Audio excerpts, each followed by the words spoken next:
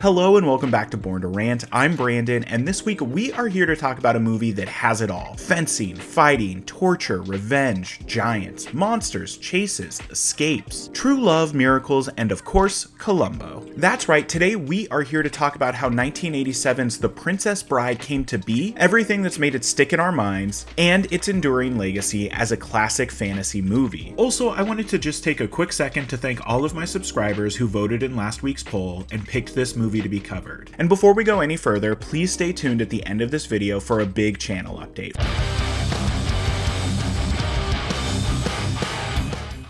So The Princess Bride is a movie that I really don't remember seeing for the first time. I know we owned it on VHS for as long as I can remember, but I just don't have any memory of seeing it for the first time. However, I have plenty of memories of rewatching it, sometimes even on a loop. In retrospect, this was probably the first movie I ever saw that referenced the story it was telling in any sort of meta-textual way. And I think that the wraparound with Fred Savage and Peter Falk is the perfect way to start this movie because it kind of checks your expectations at the door and calls you out for rolling your eyes at whatever part of Peter Falk's speech you roll your eyes at. It also happens to be easily one of the most quotable movies in film history. It has multiple lines that you could yell out randomly, and it's guaranteed someone within earshot will know exactly what you're referencing. But before we get too deep into everything that makes The Princess Bride awesome, let's go back in time just a bit and talk about how this movie came to be. Not so surprisingly, The Princess Bride began life as a book, released in 1973, titled The Princess Bride, S. Morgenstern's classic tale of true love and high adventure, the Good Parts version, by William Goldman. Quite the title, isn't it? And Goldman developed the book at the request of his daughters, one who wanted a book about a princess, the other a book about a bride, so we got The Princess Bride. And director Rob Reiner, who was still working on All in the Family in 1973, was handed a copy of The Princess Bride by his father, and he fell in love with it immediately. But it wasn't until he was directing Stand By Me in 1986 that he finally got the job of adapting The Princess Bride, with 20th Century Fox producing. One of the big reasons the job finally landed with Reiner was because he was such a big fan of the novel, and he even agreed to let William Goldman take a stab at adapting his own book, which was really not a risk considering at this point in time Goldman had actually already won an Oscar for writing Butch Cassidy and the Sundance Kid. So the movie had its director and writer locked in. As for casting, Reiner knew he wanted Cary Elwes immediately after seeing him perform in the movie Lady Jane from 1986. And wouldn't you know it, Cary Elwes happened to be a huge fan of the book as well. As for the role of Buttercup, Robin Wright was the very last person cast for this movie, and the very last person who auditioned for the role. And this was actually Robin Wright's film debut. Reportedly, when she went to audition for William Goldman, he took one look at her and said, "Well, that's what I wrote," and that was all there was to say. Mandy Patinkin as Inigo Montoya, Wallace Shawn as Vizzini, and Andre the Giant as Fezzik were all easily cast early on in production as well. Actually, Goldman said that when he originally wrote the role of Fezzik, Andre the Giant was exactly who he was thinking of.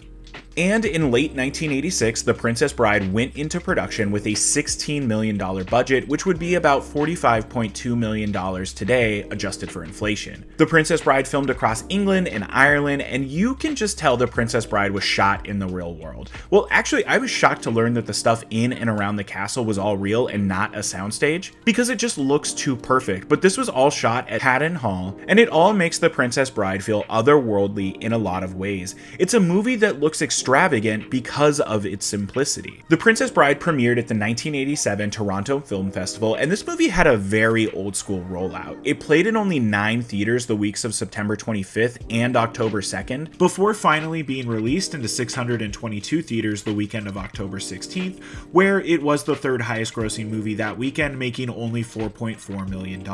And it would go on to make a worldwide total of $30.9 million, making it a slight box office disappointment because movies need to make roughly 2.5 times their production budget to be considered profitable. And this is a really interesting movie to look at financially because it was both loved by audiences and critics alike. It currently has a 96% critic score on Rotten Tomatoes and a score of 78 on Metacritic. The movie also hosts a high audience rating on both sites and is widely considered to be one of the most beloved movies of all time. In 2016, The Princess Bride was even selected by the Library of Congress to be preserved as part of the US Film Registry for being being culturally, historically, or aesthetically significant. And with all of that out of the way, I think it's time that we dive into The Princess Bride and talk about everything that makes it awesome. So let me just start by saying, I think that the storytelling device of having the main story be read to us by characters who comment on and engage with the story is just so clever. In retrospect, this is probably the first time I ever saw a movie take a meta approach to storytelling, which is something that I both love and am incredibly tired of at this point in time. And The Princess Bride opens with Fred Savage sick in bed playing video games,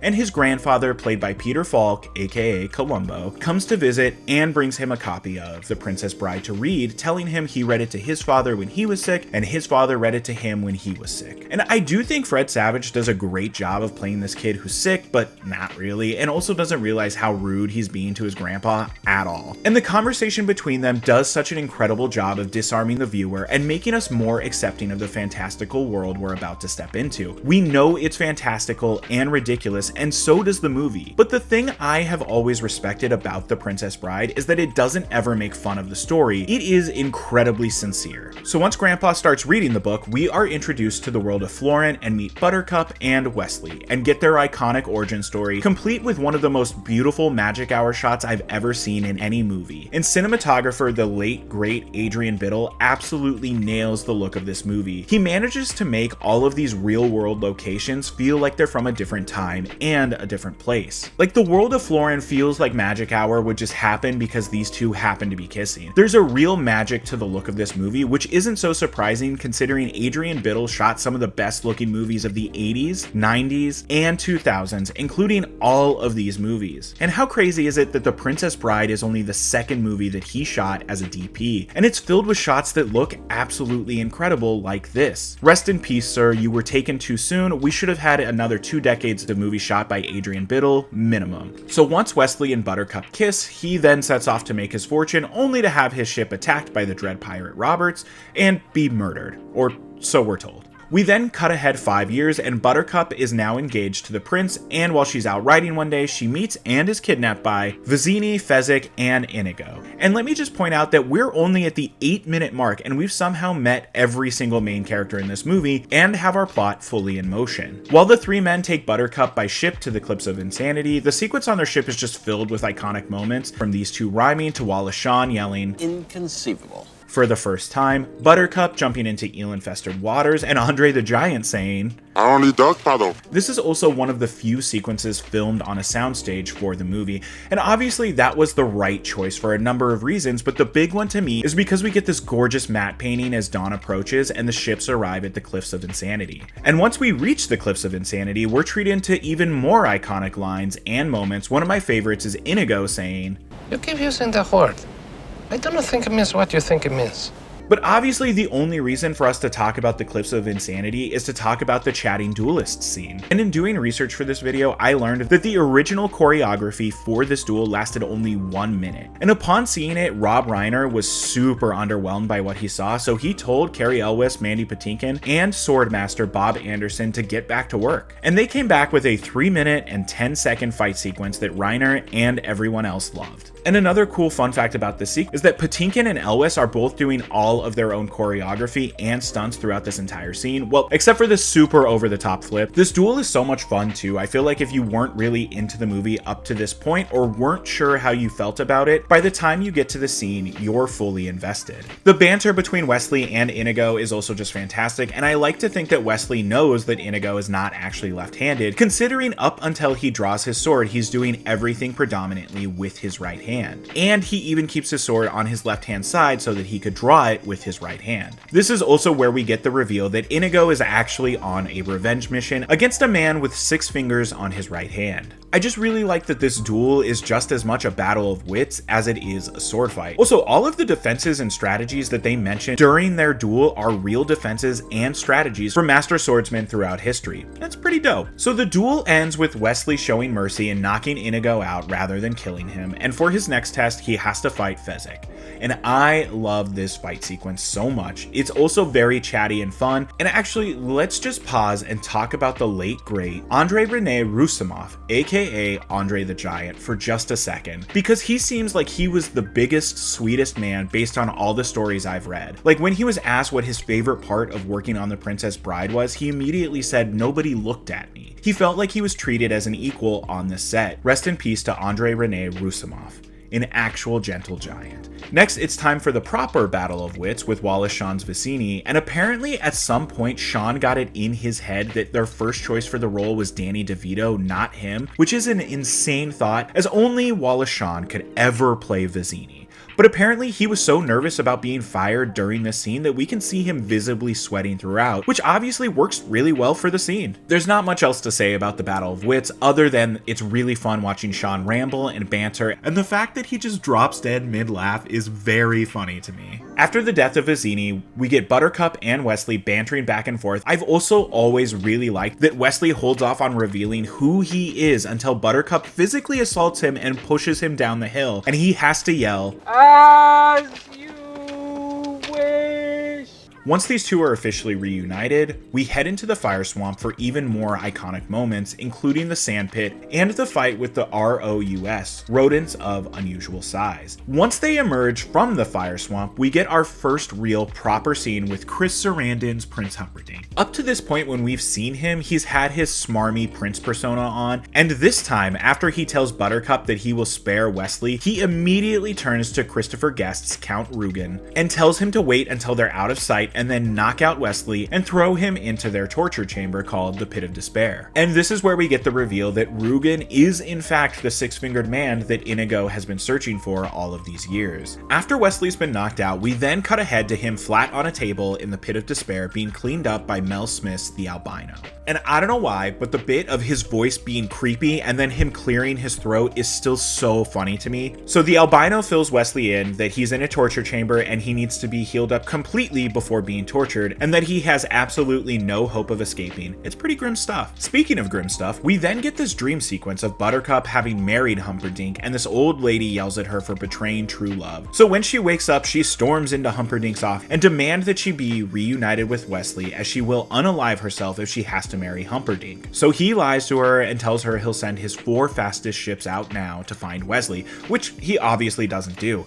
After this, Humperdinck and Rugen make their way to the hidden entrance to the Pit of Despair, and Rugen goes in to torture Wesley. I love everything about the torture sequence. We don't know how this machine works. Sure, Rugen gives us some exposition about it taking years off of Wesley's life, but mostly we just see a lot of water being cycled through this machine and Wesley crying out in agony, and it seems like all has been truly lost. But then, we cut to Inigo, who's now drunk and waiting for Vicini or Fezzik to show up and figure out what they're supposed to do next. Well, Fezzik does finally show up and rescues Inigo from a fight he was definitely about to lose, and informs him of all of the events he's missed since being knocked out by Wesley. Unfortunately for Inigo and Fezzik, they have no idea where Wesley could be or if he's even alive. That is until Humperdinck storms into the Pit of Despair, furious that Buttercup has doubled down on not wanting to marry him. He turns the machine up to 50 and mostly kills Wesley. But as Wesley dies, he lets out a scream that Inigo recognizes as the sound of ultimate suffering. The same sound his heart made the day his father died. God, I love the dialogue in this movie. It's so over the top and fun in every single way. So with Inigo and Fezzik having heard Wesley scream, they're off to track him down, and they pretty quickly find him and find that he's mostly dead and decide that they really need a miracle. So it's off to Miracle Max and his wife Valerie, played by Billy Crystal and Carol Kane respectively. And Billy Crystal as Miracle Max is one of the highlights of the entire movie. Apparently Reiner just let him ad-lib most of the scene, but the problem was that neither Rob Reiner nor Cary Elwes could stop laughing and blowing takes, so they had to replace Elwes with a life-size lightweight dummy that was used for Fezzik to carry around, and he and Reiner had to watch from a monitor outside of set. But again, it's not just Billy Crystal making the scene work, it's Carol Kane as his wife too. These two just have perfect comedic timing and chemistry. This is such a lightning in a bottle of a scene. Every little detail is hilarious and special, like the miracle pill being chocolate coated so it goes down easier. Why is that in there? I don't know, but it's hilarious. hilarious. Okay, enough about Miracle Max. Inigo and Fezzik pay for their miracle pill and are off to make their plan, and I love how quickly the pill works and how immediately Wesley snaps back to life, but he's not able to move about 95% of his body. And the making of their plan is also hilarious, from Wesley saying it's impossible, if only they had a wheelbarrow, which he finds out they do, and then he asks for a cloak, which Fezzik just happens to have, and it's just so convenient and hilarious, and again, fun. As is the way these three break into the castle, with Fezzik standing in the wheelbarrow wearing the cloak, while Inigo pushes the wheelbarrow and carries Wesley on his back, and then they light Fezzik on fire and scare the guards in front of the gate to scatter and run away, so our three heroes can now easily break into the castle. While all of this is going on, Humperdinck is also in the process of marrying Buttercup. Well, kinda. He really rushes through it, so much so they never even say I do. And the only reason to talk about the wedding is to talk about Peter Cook as the impressive clergyman and his amazing speech impediment. And I like that the movie never makes fun of him for his speech impediment. The movie is just asking, how funny would it be if you were at a wedding and the priest said marriage? And once our heroes are inside the castle and the wedding is over, it's time for all of our big finales.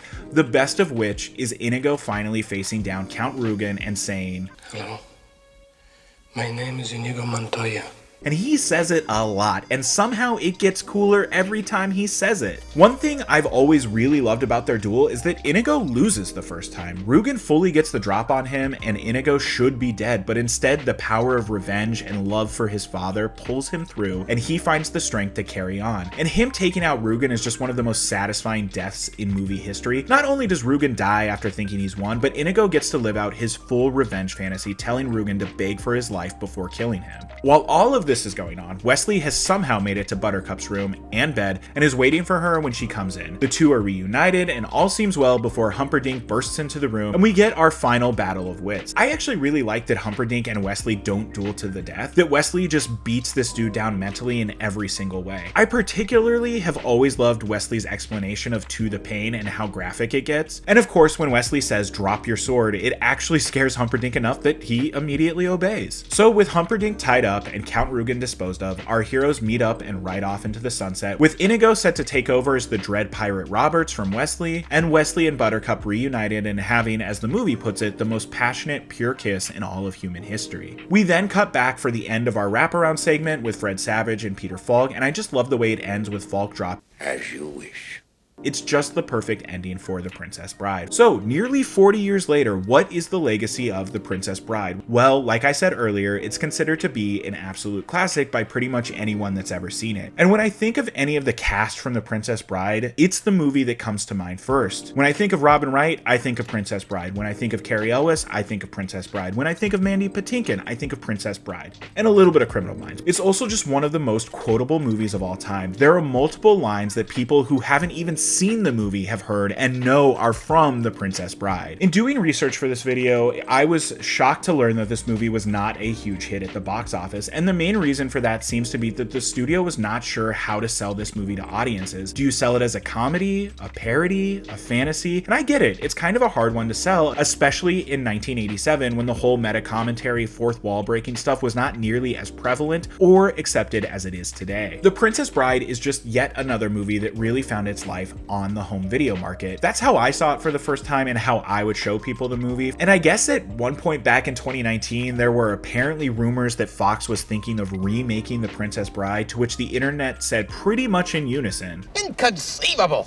And as far as I can tell, there haven't been any new rumors since then. The Princess Bride is just the definition of a movie that doesn't need to be remade. The perfect version of the movie already exists. There's quite literally nothing that can be improved upon. If you've made it this far into the video, thank you for watching. If you've watched my videos before, you've heard me say that Born to Rant is a completely independent channel, and I use absolutely no AI in the making of my videos. And I wanted to thank all of you because last week this channel hit 10,000 subscribers, which is a number I quite literally only had in my wildest dreams for expectations of this channel. So to all of you that have subscribed, thank you so much. It means the absolute world to me. When I started Born to Rant, it was after being laid off from what I would describe as my dream job, and I was crushed. I started this channel as a way to stay creative and engaged with pop culture, and as the months have stretched on, I've still not landed a new full-time job, but YouTube has begun to take up more and more of my time, which is something I'm really happy about and proud of. So with that being said, today I am officially launching a Patreon for the channel. channel. And let me say this, if you're not in a financial position to support via Patreon, that is perfectly okay. You watching my videos up to this point alone is more than I could ever ask you for. But if you'd like to support the channel and have your name appear as a producer or executive producer at the end of my videos, then the Patreon is the place where you can do that. We're also going to be doing monthly polls, and patrons will pick one movie I cover every single month, and you'll get access to a private Discord server where we can talk about movies, TV, comics, and music, all of the nerdy things that we love. But I really want the Patreon to be a conversation with all of you about what you'd like to see more of on this channel, and what you want the Patreon to be. So again, if you've made it this far into this video, thank you. I really cannot express to you how much it means. Born to Rant is a completely independent channel, and like I said, I use absolutely no AI in the making of my videos. Please don't forget to like, subscribe, and turn on notifications. We release new videos covering all of your childhood favorites every Thursday morning at 7 a.m. Pacific time. Okay, thank you. Bye-bye.